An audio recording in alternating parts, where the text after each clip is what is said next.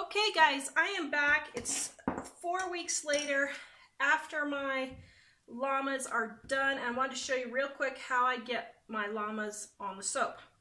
So I took my beautiful black raspberry vanilla, sprayed a little bit of rubbing alcohol on the soap, and then I sprayed, oops, that one got a little piece on the back, sprayed it on the back of my llama.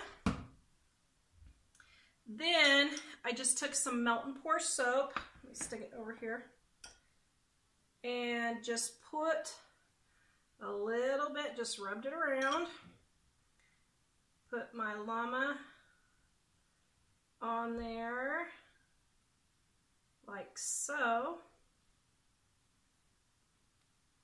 There we go. Oops, that one had a little bit of extra soap that I didn't want. Let me smooth it out there. Okay, and there is my llama soap.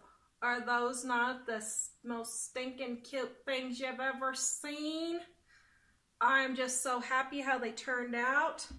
These are going to be wrapped and shipped on Monday, and she is super excited. Thank you guys for watching. Please visit us at livingonadime.com. Like, subscribe, and share, and we will see you guys next time.